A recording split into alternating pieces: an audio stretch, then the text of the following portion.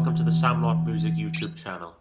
Now today I'm going to be continuing on in my series of reviewing the Beatles albums with their 7th studio album, Revolver, released in August 1966. Now as usual, I'm going to say a few notes and give a bit of background to the album before I get on to the songs. So, on Rubber Soul, the Beatles had started experimenting with different and more unusual instruments and sounds on some of the songs for the first time really. On Revolver, they continue in this vein, even more so, which I'll explain more about when I get onto the songs. So, by the time of this album being recorded, in the spring of '66, a new drug had entered the Beatles' lives, LSD. This very much changed the direction of the music, especially for John Lennon, whose songwriting on this album is more surreal and more experimental and psychedelic for the first time really. And George Harrison continues with his Indian interest, which is quite interesting. I'll explain more about that also when I get to the songs. And Revolver is a proper turning point for the Beatles. You know, the same year that the Beach Boys released Pet Sounds and Bob Dylan's Blonde on Blonde was released, two very innovative and landmark albums released around the same time as Revolver. The album cover. So the album artwork for Revolver was designed by Klaus Voormann, a German-born artist and bass player who was friends with the Beatles since their early days when they were playing the clubs of Hamburg, Germany. And John Lennon actually rang Klaus and asked him if he wanted to design the next Beatles album cover, and Klaus said yes. And the unusual sketch drawings, which are featured on the cover, were inspired by the Victorian artist Aubrey Beardsley. For those of you who don't know who he was known for his strange sketch drawings, and that's what inspired the cover. And it is a brilliant and creative cover, it's very good. And while I'm here, I'll show the back cover, which they look pretty cool on there. And they're wearing sunglasses indoors as well, which is quite interesting. So, I'm going to get on to the songs now. So, the album opens up with the excellent way to open the album, Taxman, which interestingly, the first and only time a George Harrison song opens a Beatles album. And George's guitar riff mixed with Paul's bass, that's very catchy and it adds a great effect to the track. And Paul plays the awesome guitar solo on here as well, in the middle. And it's quite an angry lyric, quite a sarcastic lyric in a way. And the song is about how much money George was paying to the taxman at the time, and he wasn't happy with it, as is shown in the lyrics. So that's Taxman, the opening song. So moving along to Eleanor Rigby, which is a brilliant song. Powerful use of classical strings on the song. Inspired by the strings in the shower scene of Alfred Hitchcock's horror movie Psycho. And George Martin composed the score for this song, so we have him to thank for that. And it's very, very powerful, very good. And the song is quite a sad lyric. It's about the loneliness of an old woman. And it's the first time death is sang about on a Beatles song, And Eleanor Rigby is mainly a Paul McCartney composition, but all 4 members contributed lyrics, which is quite unusual. That didn't usually happen. And the middle bit, the middle 8, look at all the lonely people. George Harrison apparently contributed that. And the part about Father Mackenzie donning his socks in the night when there's nobody there, Ringo come up with that line, apparently. So, moving along to I'm Only Sleeping, another completely different song. Hazy, acoustic, somewhat psychedelic John Lennon composition about, the fact he enjoyed sleeping. And Maureen Cleave from the Evening Standard newspaper, who John Lennon did an interview with in '66, the same interview where he controversially stated the Beatles are more popular than Jesus Christ. Anyway, she described him as the laziest man in England after that interview. And interestingly, this is the first pop song to feature a backwards guitar solo played backwards. Apparently George Harrison, who played the solo, and George Martin sat by the amp for 5 hours to get it perfect. And the backing vocals on here, I've noticed, sound almost like dreamy, ooh, and it fits in well with the song. So moving along to Love You Too, George's second song on the album out of 3, and it continues with his Indian music interest in a big way. And it's his first fully Indian sounding song. He played the sitar, the Indian instrument, for the first time on Norwegian Wood, on Rubber Soul, but that was just to add a bit of flavour to the song. But on here it's full on Indian sounding, and it features sitar and tabla, which is an Indian percussion instrument, etc. So yeah, it's a very intriguing song. It's not my favourite on the album, but it's very good. So moving along to Here, There and Everywhere, which is a beautiful song. It's up there with one of Paul's best love songs. Very nice harmonies as well. And inspired by the Beach Boys' God Only Knows. Apparently John and Paul heard the song at a club in London, and they were blown away, and they went away, and they wrote this song after that.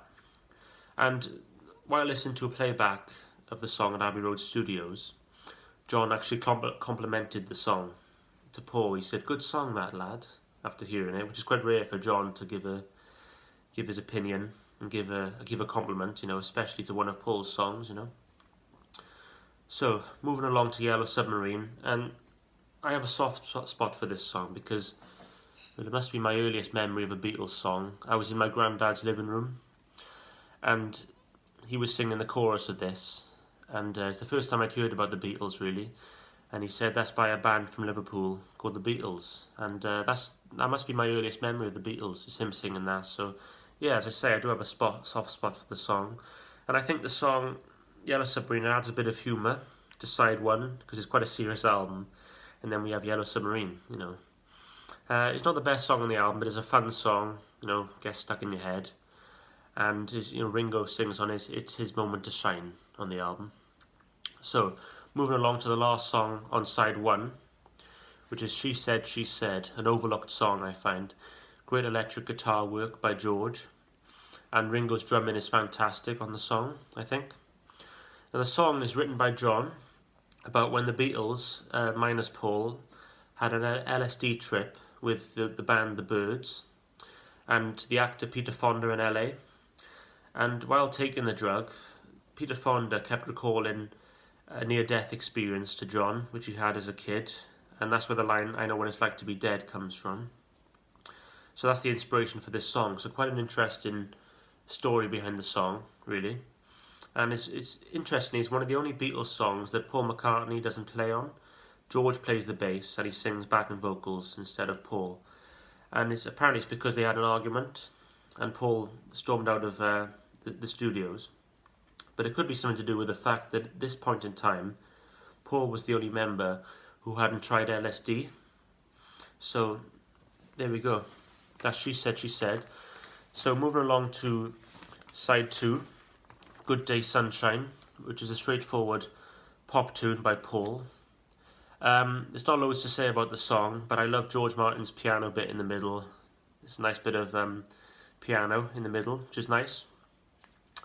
So, Andrew Bird Can Sing is the next song, and I love the guitar work on this song, which is played by both Paul and George together. They play the lead guitar. It's very fresh sounding, and the song was written by John and reportedly written about Mick Jagger and maybe his envy of the Beatles around this time. You tell me that you've got everything you want and your bird can sing, but you don't get me.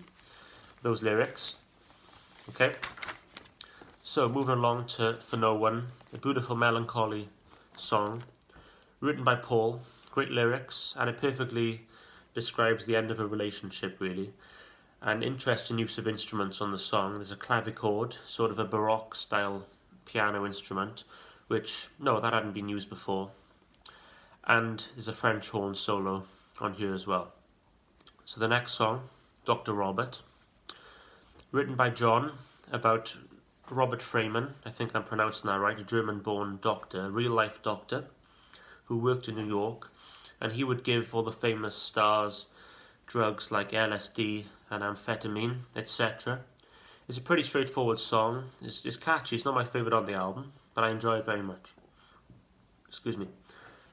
Moving along to I Want to Tell You, George's third and final song on the album. And apparently the lyrics are about getting his feelings out after taking LSD. You know, I want to tell you, I feel hung up and I don't know why. Those lyrics. Yeah, it's not my favourite song, but it still is a very good song. I don't think there's a weak song on this album, really, to be honest. So, moving along to Get You Into My Life, written by Paul. And it's not about a girl, it's not about a relationship, but rather it's about, it's a tribute to smoking marijuana, weed, right? And this is quite interesting. And sound-wise, it's Motown influence, soul influence, there's brass on here. It's a great song, Paul sings it well, it's very catchy. And last but not least, Tomorrow Never Knows, which is the most groundbreaking and important Beatles song to date. You know, where do I begin? So John wrote the song, and while reading Timothy Leary's Tibetan Book of the Dead, while having an LSD trip in early '66. And when it came to recording the song in April '66 at Abbey Road Studios, Paul had brought in tape loops in a plastic bag, which he'd created at home. And what the Beatles and producer George Martin did, they ran the loops around the room, which creates the weird effects you hear throughout the song, and they just ran them around the room. And this sort of thing, you know, the use of tape loops and this early sampling on the song, it had been done in experimental music, what they call avant-garde, you know, underground music before, but it had never been done in pop music before, so it's revolutionary. In the second half of the song, John wanted to sound like a monk shouting from a hilltop, and to create this effect, the engineer Jeff Emmerich projected John's voice through a Leslie speaker cabinet, which was revolving, so as you do, and that's what gives the strange effect on John's voice towards the end of the song. And there's a drone throughout this song, thanks to George's tambura, which an Indian instrument, you know, which has a drone effect on it. And there's Ringo's brilliant drum loop, and all of this with the effect on John's vocal is way ahead of his time. And you know, the song predates electronic dance music by about 20 years. It really is an incredible song, and it still sounds fresh today. You know, it still sounds fresh, really does. So that's Tomorrow Never Knows, and that's the Revolver album. So after the release of this album, the Beatles, a couple of weeks after the release of this album anyway, the Beatles gave up live performances. A, they couldn't hear themselves perform over the amount of screaming fans in the audience, but also, as is shown and indicated on this album, in the studio they were becoming more adventurous and experimental, and they were starting to use the studio as an instrument for the first time. And, you know, on the next album they would spend a lot more time in the studio working on it, Sgt. Pepper, which will be my next album review. So now I'm entering the what's known as the studio years, the last few years of the Beatles' career, where they would spend time in the studio working on their albums, coming up with all different types of sounds and experimentation, really. So, Revolver, amazing album, and I'm going to give it a 10 out of 10. I can't give it anything less, really. So, I hope you enjoyed my review of the Beatles' Revolver. Feel free to like, share and subscribe, and thank you for watching. I'll see you next time. Goodbye.